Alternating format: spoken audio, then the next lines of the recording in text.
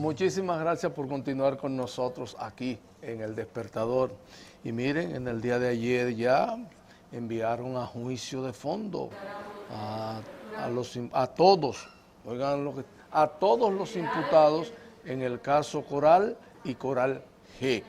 Estamos hablando del caso en el que el principal imputado es el general Adán Cáceres, ex jefe de la seguridad del presidente, del expresidente Danilo Medina. Por este caso están imputados 27 personas y más de 10 empresas. Así es, la jueza Yanivet Rivas, del 6º Juzgado de Instrucción, dio, como es que dicen los abogados, ganancias de causa. Señores, este es un reflejo de qué tedioso y largo son los procesos judiciales en República Dominicana, porque cuánta expectación, cuánta algarabía entre los sectores que luchan contra la corrupción, contra la impunidad. Pero este no es el juicio de fondo. Simplemente este episodio es un tramo más del rosario en que el sistema judicial funciona. Eso simplemente fue para valorar las pruebas y la juez decidir si las pruebas son contundentes, son creíbles y pueden aplicarse para conocer entonces un juicio de fondo. El 21 de agosto va a ser leída la sentencia íntegramente. Ahí nos enteraremos de todos los detalles. Pero esto no significa que el caso Coral o Coral 5G, como también se le conoce, haya llegado a su fin. No, señores, ahora es que falta. Incluye 4 generales activos, el expediente donde está acusado, que como tú dices, lo encabeza el general Adán Cáceres, pero también está el coronel Rafael Núñez de Asa y hay otros generales. Está también la pastora, que ha sido muy mencionada, y también su hijo, que también era miembro de la policía. El asunto con esto es que, tal como tú dices, o sea, esto fue un juicio al expediente, o un juicio a la acusación. A las pruebas. Ese juicio a la acusación o a las pruebas para determinar si hay mérito suficiente para ir a juicio de fondo. Se va a juicio de fondo. Es interesante que la magistrada, pues, mantuvo la misma posición del Ministerio Público en cuanto a que vayan todos a juicio, los 30 implicados, aunque no así todas las empresas, hay 18 empresas en este caso, y también mantuvo las mismas medidas de coerción que pesan sobre estos imputados, en este caso prisión domiciliaria para varios de ellos. Vamos a esperar entonces qué tiempo durará este juicio de fondo, que de todas maneras no debe pasar de más de 2 años, toda vez que los procesos judiciales, yo lo he dicho varias veces aquí, cuando son declarados complejos, no pueden tardar más de 4 años a partir de la primera medida de coerción que se haya tomado, y en este caso la primera medida de coerción fue hace, obviamente, más de 1 año y medio, ya este proceso lleva casi 2 años, tiene que concluir antes de que concluyan 4 años, o si no se declararía todo el proceso extinto. No así con los juicios que no son, los procesos que no son declarados de complejos, donde el proceso no debe tardar más de 3 años. Cuando es complejo puede durar 4 años. Y todo apunta a que este se va a tirar los 4 años completos. Vamos a oír las intervenciones de ayer de los abogados involucrados en este caso y también del magistrado Wilson Camacho, luego que se conociera la disposición de la magistrada Rivas. Adelante, director. Nosotros no queremos adelantar juicios antes de conocer los motivos de manera íntegra de la decisión. Apenas vimos de manera somera los argumentos de la juez para enviar a todos los imputados a juicios de fondo. Que es un juicio político y por vía de consecuencia la juzgadora cogió la línea. No es verdad que 48 imputados en este proceso se han enviado a juicio o todos esos abogados son unos analfabetos jurídicos. Es una victoria contundente de este Ministerio Público. Acogió aproximadamente el 99,9% de las pruebas presentadas por el Ministerio Público. 43 personas que tendrán que ir a juicio, no solamente a responder por sus crímenes contra el Estado y contra la ciudadanía, sino también a enfrentar la real posibilidad de pagarle al país una indemnización de 20.974 millones de pesos. Ahí, Bueno, la pregunta del millón es si la estructura que funcionaba en los estamentos militares, si realmente esa estructura fue desmontada. Yo te tengo la respuesta. Pero Bueno, la será Contraloría, especulativa. la Contraloría hizo, ¿te acuerdas?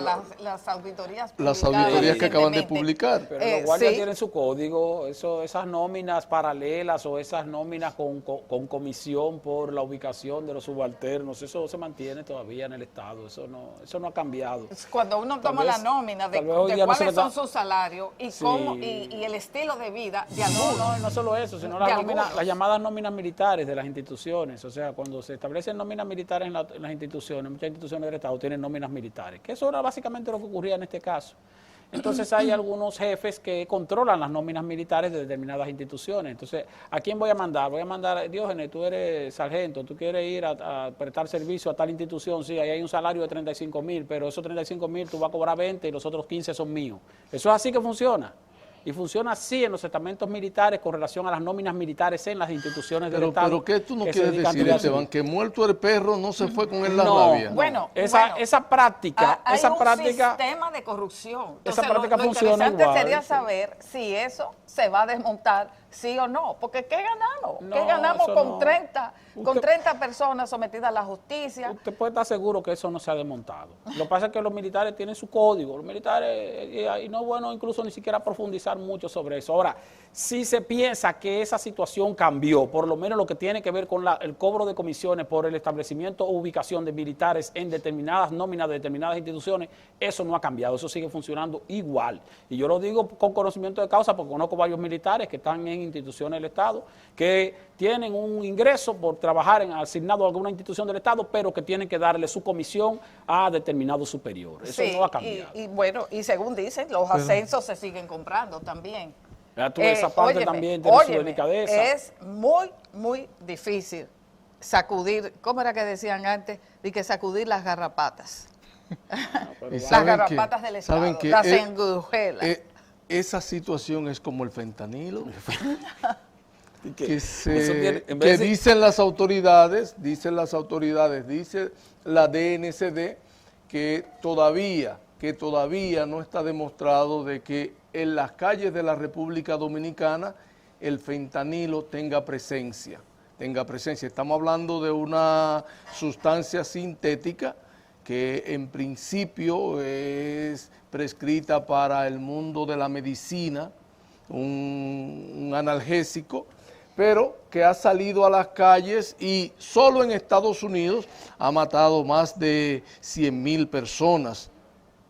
Entonces, aquí en la República Dominicana las autoridades insisten en que todavía eso no ha llegado a las calles, aunque un trabajo publicado ayer por el informe con Alicia Ortega da cuenta de que testimonios que se dejan ver ahí dan cuenta de que realmente esa sustancia está en las calles de la República Dominicana. Pero mira, es complicado, la circulación del fentanilo en las calles es complicada porque tendría que pasar por varios filtros. Claro, filtros que a veces son difíciles y a veces no son difíciles. Los medicamentos de prescripción, por ejemplo, psiquiátrica o para dolor, que tienen ciertas sustancias que pudieran considerarse adictivas, generalmente tienen que otorgarse a través de autorizaciones en coordinación con los médicos de la propia Dirección General Nacional de Control de Drogas. Y cuando tú vas entonces con esa prescripción médica, la receta del médico más la certificación de la DNCD para que entonces el farmacéutico te entregue el medicamento.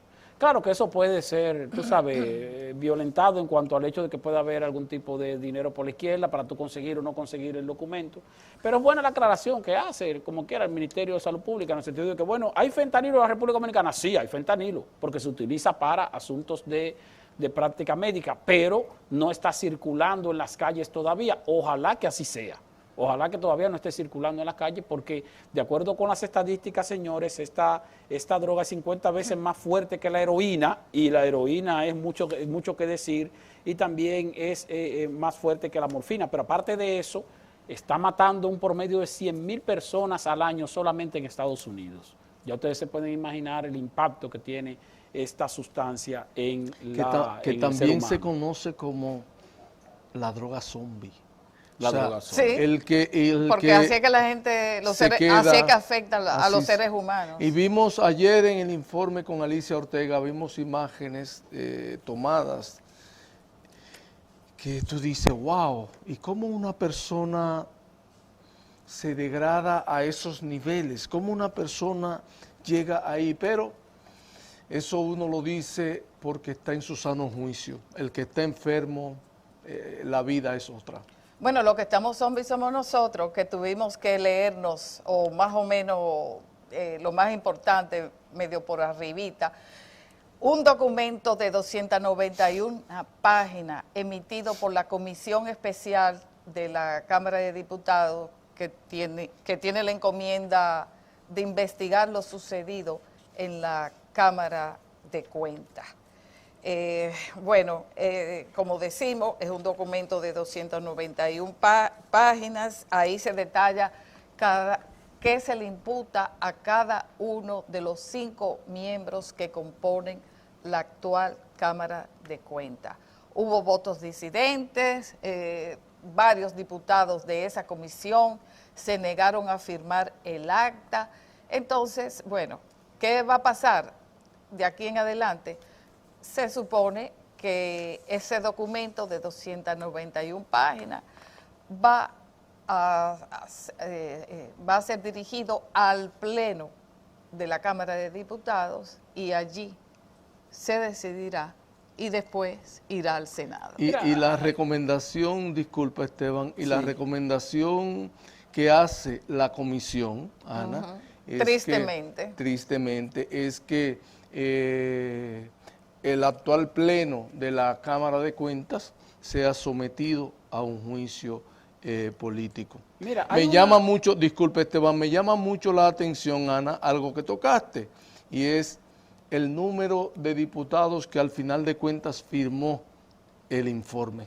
De 17, solo 10 firmaron el informe. Es decir, alguito más del 50% firmó el informe.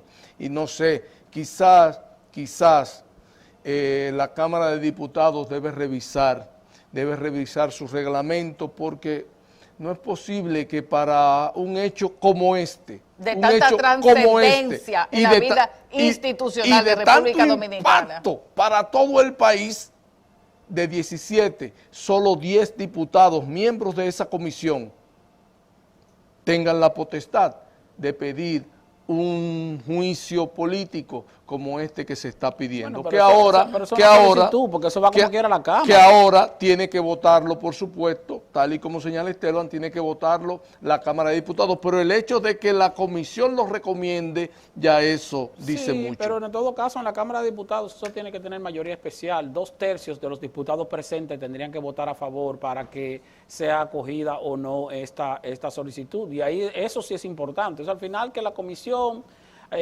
con mayoría limitada haya hecho algún tipo de aprobación de alguna recomendación. Bueno, lo importante es que en el hemiciclo son 2/3 de los diputados presentes los que deben tomar esa decisión. Pero yo quería referirme a 2 datos que ponen en evidencia, señores, la limitada capacidad operativa que ha mostrado la Cámara de Cuentas en los últimos 2 años. De acuerdo con las cifras estadísticas, en el año 2021 la Cámara de Cuentas recibió un presupuesto limitado porque como quiera eso es poco dinero, de 1.674.2 millones de pesos.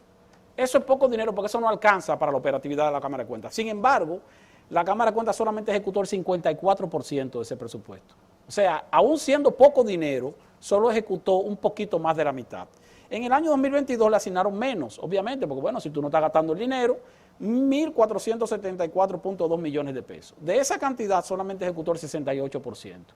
Cuando una institución que necesita más recursos del que le asignan no logra ejecutar ni siquiera 2/3 de ese presupuesto que le asignan, que de por sí ya es limitado, indica entonces que su operatividad interna está bastante afectada. Y eso es más que evidente en lo que tiene que ver con datos de la ejecución presupuestaria. Pero hay muchos disculpa, datos. Ana, Hay vamos sí. a oír las posiciones de algunos diputados con relación a este tema y luego continuamos con los comentarios. Adelante, director. Lo que hay en la Cámara de Cuentas es un poco de chismografía entre las partes. El presidente no ha sido capaz de socializar, consensuar. Eso no quiere decir que ellos hayan necesariamente cometido, todos y cada uno cometido faltas graves. Al final nosotros corroboramos lo que ellos se acusaban unos a otros. Ofrecen instalación, permisología para estación de combustible, ofrecen dinero, ofrecen empleo. Por eso han aumentado la nómina en 48.000 nuevas botellas. Todo lo contrario, lo que deben de votar por una nueva Cámara de Cuentas es la oposición. Sí, ya, en este caso llama mucho la atención. Por supuesto, esta Cámara de Cuentas tan atacada, ferozmente atacada desde un inicio, y no estamos exculpando de errores, vamos a decir, que se han cometido en su comportamiento, como la no armonía entre ellos, las zancadillas de unos con otros. Bueno, hay muchas cosas que están explicitadas y detalladas en ese informe de más de 290 páginas. Pero, ¿cómo es posible que esa Cámara de Cuentas que se critica tanto, que si el presupuesto, que si lo gastó, que si no lo gastó, que si fue capaz de ejecutarlo, bueno, pero al mismo tiempo produjo muchas de las auditorías con el que el actual Ministerio Público se ha estado manejando para sustentar en los tribunales los casos que se están conociendo. También llama a mucha perspicacia, uno quisiera poder entender este ajedrez político. ¿Cómo es posible que el gobierno del cambio, los legisladores que se llaman PRMistas, que supuestamente tienen un compromiso con la no corrupción y contra la impunidad, sean los primeros, los más interesados en destituir a esa Cámara de Cuentas, a sabiendo que va a quedar acéfala, a sabiendo que el año que viene es un año electoral, que no va a ser posible elegir una nueva Cámara de Cuentas? Entonces, la oposición que ha sido, cuando digo oposición, PLD, ¿verdad?, y Fuerza del Pueblo, pero sobre todo el PLD, que ha sido víctima, vamos a decir, está sentada en el banquillo de los acusados por los desmanes contra el erario público. Entonces, ellos quieren que esa Cámara de Cuentas permanezca. Esto no se entiende. Esto no se entiende. ¿Sabes qué, Ana? Entonces, es el PRM el que quiere hacer saltar y desaparecer del mapa a esa Cámara de Cuentas. Que ellos nombraron. Iván Lorenzo estaba diciendo que el gobierno está comprando votos, está comprando entre comillas legisladores, ofreciendo permiso de instalación de estaciones de combustible.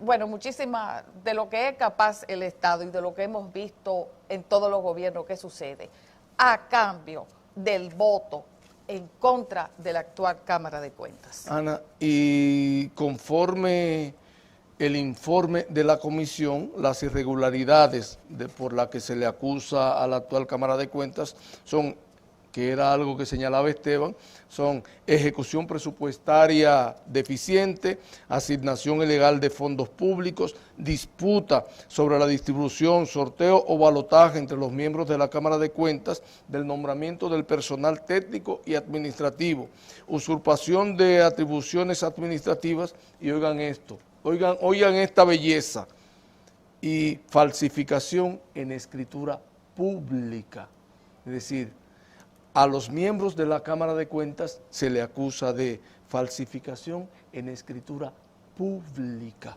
algo bastante grave. Bueno, vamos a ir al Congreso porque Jochi Vicente estuvo en el Congreso Nacional explicando algunos detalles sobre el proyecto de ley de amnistía fiscal que ha sometido el Poder Ejecutivo al Congreso. Yo solamente quiero decir rápidamente, para que la gente no se haga también muchas ilusiones, pero al mismo tiempo para que no nos compliquemos tanto con el asunto de la amnistía fiscal. Esa amnistía o ese proyecto es básicamente una extensión del proyecto de la ley de amnistía que se aprobó en el año 2020, la 4620, que luego fue modificada por la ley 0721 para extender determinados plazos y concederle facilidades de pago a personas que tenían o empresas que tenían atrasos de hace varios años para poder pagar sin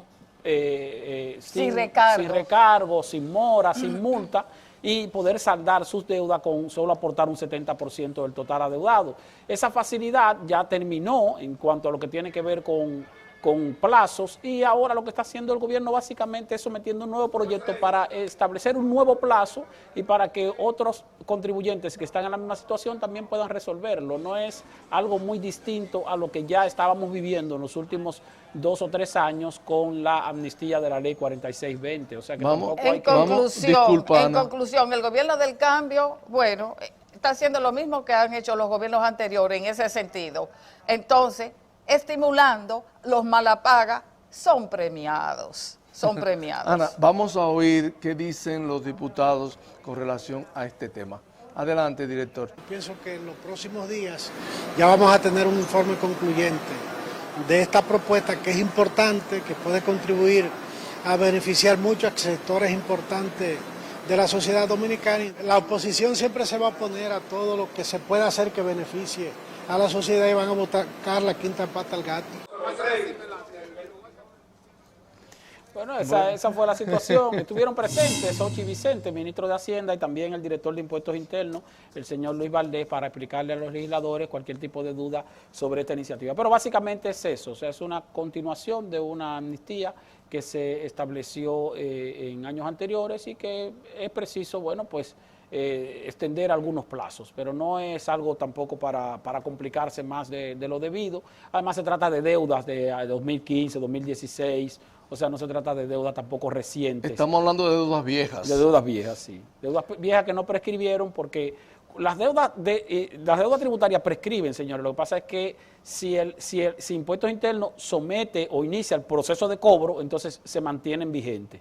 Aún habiendo mantenido el proceso de cobro, lo que está haciendo Impuestos Internos ahora es que le está diciendo, bueno, mira, lo que tú debes, págalo, no te voy a cobrar mora, no te voy a cobrar multa para que tú pagues, para que tú saldes lo que tú debes de hace muchos años, para que entonces puedas continuar operando, porque también las amnistías tienen algo positivo, y es el hecho de que una empresa, por tener deudas de años anteriores, posiblemente no puede funcionar en la actualidad. Entonces, para tú quitarle los impedimentos que le limitan su operatividad en la actualidad, tienes que llegar a algún tipo de acuerdo con los años anteriores, a los fines de que siga operando, que siga generando riquezas y que siga generando también empleos para bien de la economía. ¿Sabes qué, Esteban? ¿Sabes qué, Ana?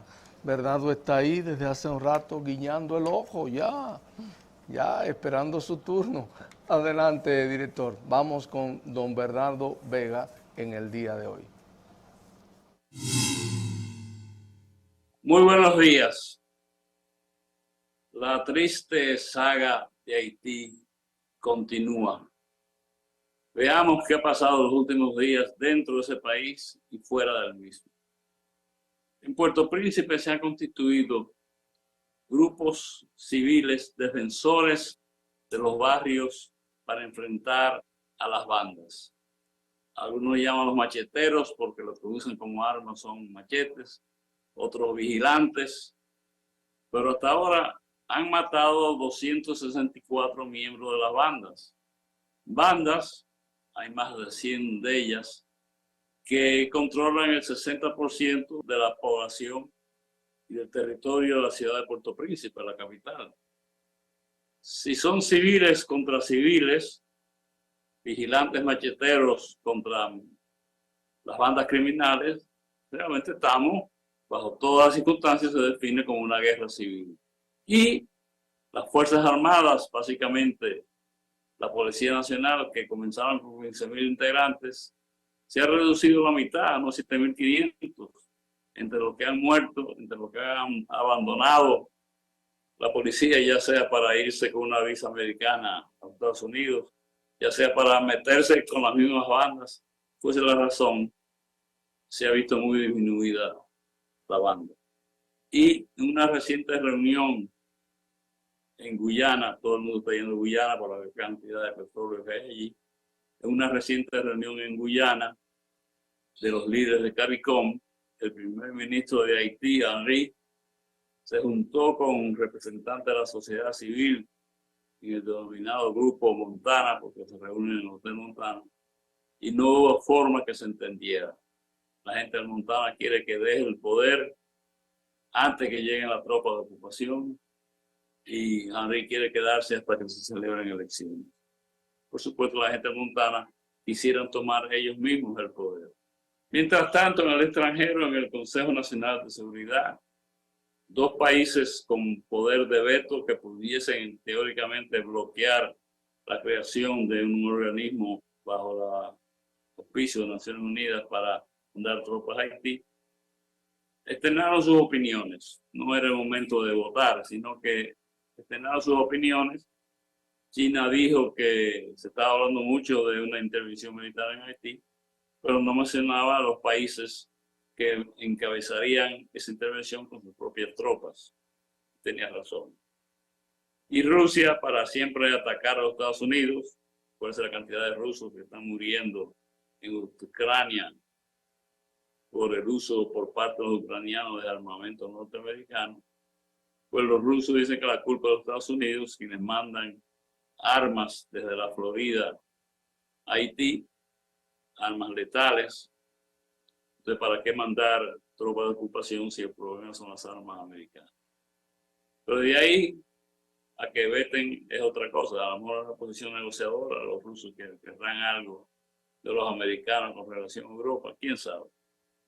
Y mientras tanto, el canciller norteamericano Blinken, en Guyana, como dije, todo el mundo va a Guyana ahora por el petróleo, pues estuvo presente allí con una reunión de jefe de Estado de CARICOM, que incluyó a Henry de Haití, porque Haití pertenece a CARICOM. Allí dijo que Estados Unidos estaba activamente, y quiero citarlo, buscando un líder para las fuerzas que irían a Haití. Y allí estaban presentes los jefes de Estado de Kenia y Ruanda, y ambos prometieron enviar tropas. Cada día más se habla de tropas africanas para luchar contra los afroamericanos de Haití. Y como dije la semana pasada, queda pendiente el tema o las consecuencias de la reunión de Lula de Brasil con la canciller canadiense. Se dice que Canadá enfrenta oposición dentro de la propia diáspora haitiana en Montreal a que se envíen tropas canadienses. Veamos si eso es cierto o no, no estoy seguro. Pero hablando de violencia, aquí en nuestro país, cambiando un poco el tema, la encuesta evidencia que de pronto el segundo problema que más preocupa a la población, después del costo de la vida, es la violencia, la criminalidad. Y eso, como dije antes, no existía como problema percibido como tal. Pero veamos el índice de homicidios, la cantidad de personas muertas violentamente por cada 100.000 habitantes. Bueno, tenemos Trinidad y Tobago, un 77 por 1000, Jamaica, un 53 por 1000, 70% de los cuales son asesinados por bandas criminales vinculados a las drogas. En Santa Lucía, un 42 por 1000, en San Vicente, un 40.3 por 1000, en Puerto Rico, un 19.3, en Haití, nadie sabe, pero es altísimo. En países como Guatemala y Honduras también es altísimo. Y aquí depende de quién usted cree, la estadística de quién, porque dentro del propio gobierno hay estadísticas diferentes. Aquí es un bajo 18.4. Si el país dice que es el segundo problema más serio del país, pero a nivel regional es bajo con relación a los otros países. Y es que la droga nos está abarcando a todos.